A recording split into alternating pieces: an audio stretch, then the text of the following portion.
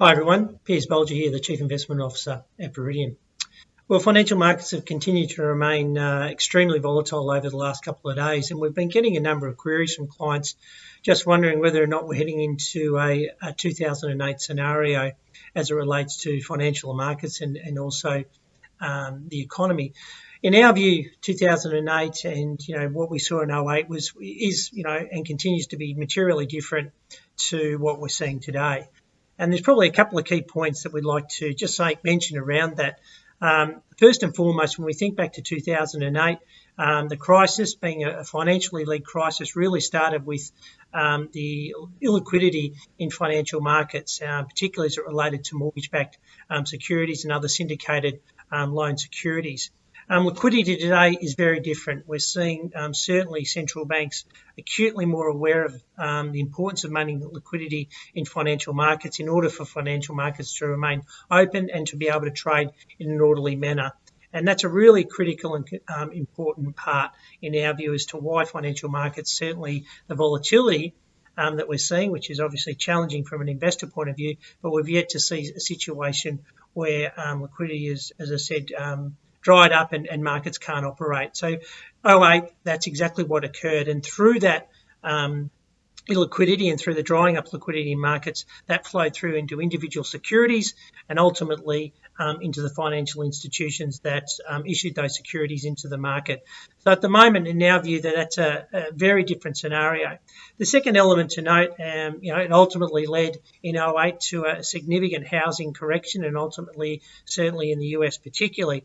Housing market, by and large, continues to operate again in an orderly and well-functioning manner.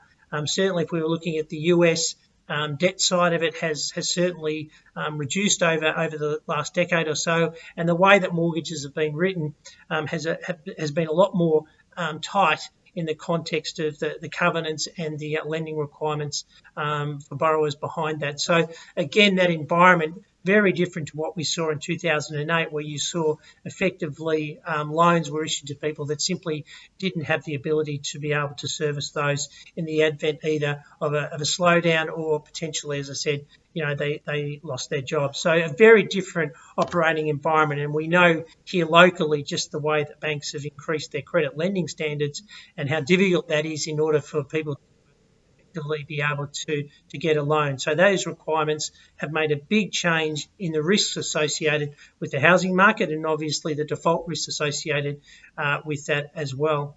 And the third element we would say is the regulatory environment has clearly changed, again, both domestically and globally, and we have seen central banks and the regulators be a lot more efficient in the way that they're dealing into financial markets. And from our perspective, the important element to note there is that they're ensuring that the markets can remain open, they can function in an orderly manner. So the regulatory oversight that we're seeing has increased. Banks are required to hold a lot more capital, as an example, on their balance sheets in order for them to be able to deal into challenging market environments. So that element, we believe, again, very different to what we saw back in 2008.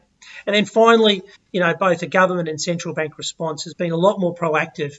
We saw locally, the federal government here obviously announced a stimulus package yesterday. We've seen similar packages, as I said, being set up in other parts of the world. So from that perspective, we believe governments are certainly being more proactive. They're ensuring that economic activity, even though it's clearly going to slow down, and certainly we believe quite significantly in the first half of this year, at least provide, as I said, measures into the economy to ensure that that is mitigated as much as possible.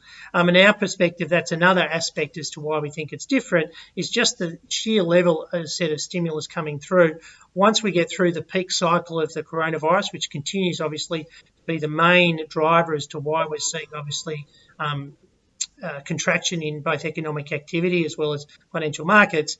But once we get through the peak cycle, that we believe the stimulus packages that have been put in place at this present point in time will ultimately start to be beneficial to not only the real economy, but equally translate their way into financial market performance. So it remains obviously a very fluid situation, but we just thought it'd be worthwhile touching base on just some of the key reasons why we think today's environment, albeit, as I said, very challenging, doesn't reflect and isn't as I said, a scenario where we're looking into 2008, certainly at this point in time as it relates to the real economy and to financial markets in general.